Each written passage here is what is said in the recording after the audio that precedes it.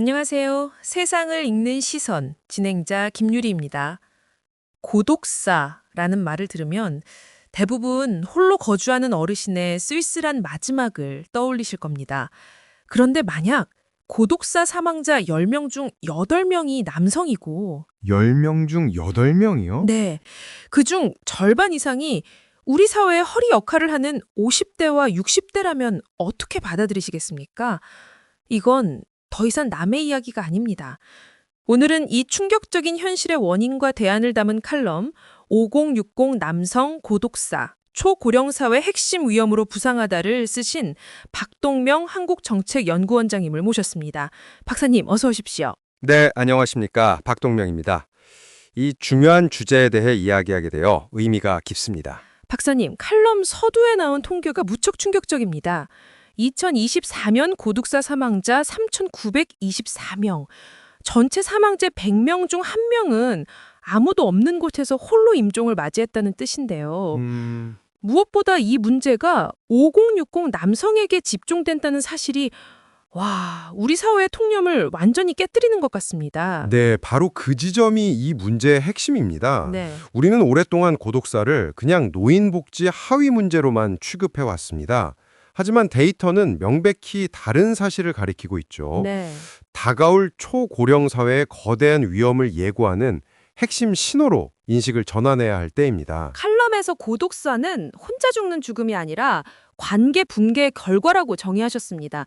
이 의미를 조금 더 자세히 설명해 주실 수 있을까요? 네, 법률적으로도 고독사는 주변 사람들과 단절된 채 사회적 고립 상태에서 생활하던 사람의 임종을 의미합니다. 네. 즉, 마지막 임종의 순간만이 아니라 그 이전에 이미 가족, 이웃, 동료와 관계가 모두 끊어진 채 오랜 시간 외로움과 질병, 가난을 혼자 감당하는 그 과정 전체를 포함하는 개념이에요.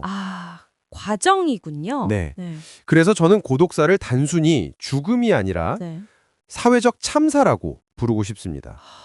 그렇다면 왜 유독 우리 사회의 아들이자 아버지, 남편이었을 이 5060 남성들이 관계 붕괴에 가장 취약한 집단이 된 걸까요? 여러 구조적 요인이 정말 톱니바퀴처럼 맞물려 돌아가기 때문입니다. 첫째는 갑작스런 일의 상실입니다. 평생 회사라는 조직의 정체성을 의존해온 남성들이 조직퇴직이나 사업 실패로 밀려나는 순간 사회적 관계망도 그냥 함께 붕괴됩니다. 네. 둘째는 가족의 병화인데요. 이혼이나 사별로 혼자가 되었을 때 네. 많은 남성들이 가사를 돌보고 또 감정적 관계를 다시 맺는 데 서툽니다. 네. 집은 금세 침묵과 고립의 공간이 되어버리죠. 셋째는 주거 환경의 문제입니다. 이웃과 교류가 거의 없는 원룸이나 고시원 같은 곳에서 몸과 마음이 함께 무너져도 누구 하나 알아채지 못하고요. 네. 그리고 마지막으로 도움을 요청하지 못하는 문화입니다. 정서적 고통을 표현하는 것을 약함으로 여기는 문화 속에서 안타깝네요. 네. 선상담실 대신 술에 의존하다가 결국 스스로를 파괴하는 길로 들어서는 겁니다. 일자리, 가족, 주거, 그리고 마음의 문제까지. 그렇죠. 네. 한 개인을 지탱하던 사회적 안전망이 정말 동시다발적으로 끊어지는 상황이군요. 박사님께서는 이 문제 해법으로 생애 주기와 지역 중심으로 대책을 재설계해야 한다고 힘줘 말씀하셨습니다.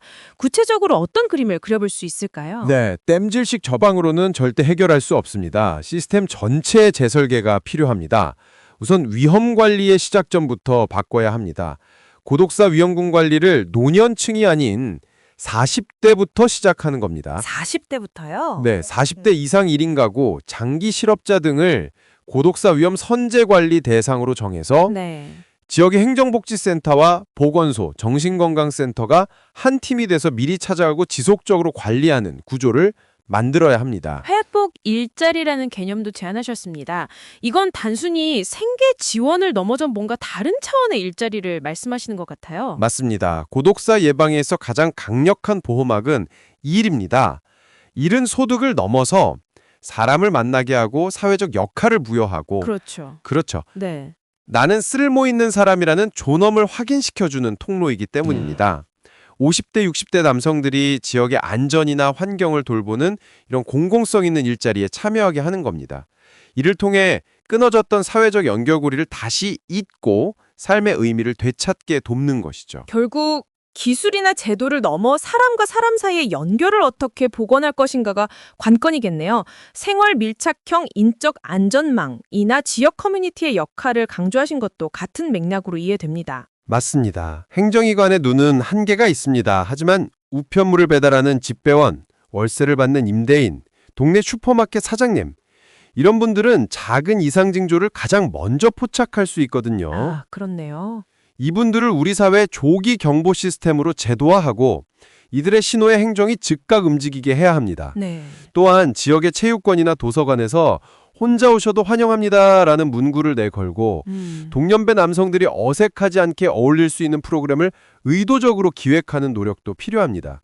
관계를 맺을 출입구 자체를 사회가 나서서 만들어줘야 한다는 겁니다. 오늘 말씀을 들으니 고독사는 더 이상 개인의 선택이나 운명의 문제가 아니라는 점이 정말 가슴 깊이 와닿습니다. 네, 우리 사회 시스템의 구멍과 무관심이 빚어낸 구조적인 결과라는 생각이 드네요. 맞습니다. 5060 남성의 고독사는 10년, 20년 뒤 우리 사회 전체가 맞이할 현실을 미리 비추는 거울입니다. 지금 이들의 고립과 죽음을 방치한다면 우리는 상상하기 힘든 사회적 비용을 치르게 될 겁니다.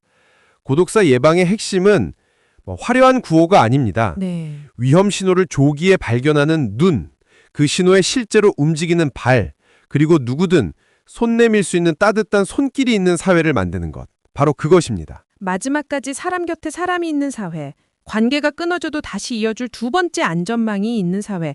이것은 선택이 아니라 우리 모두의 책임이라는 말씀 깊이 새기겠습니다. 오늘 귀한 시간 내주신 박동명 박사님 진심으로 고맙습니다. 감사합니다. 청취자 여러분, 오늘 이야기는 우리에게 무거운 질문을 던집니다. 효율과 속도를 중시하는 사회 속에서 우리는 혹시 가장 중요한 사람 사이의 연결을 놓치고 있는 것은 아닐까요? 방송을 마치며 여러분께 한 가지 질문을 남깁니다. 내 삶의 반경 안에서 혹시 보이지 않는 벽에 갇혀 있을지 모를 그 사람을 위해 나는 어떤 작은 연결을 시작해 볼 수 있을까요? 다음 주에 더 깊은 시선으로 다시 찾아뵙겠습니다. 지금까지 진행의 김유리였습니다.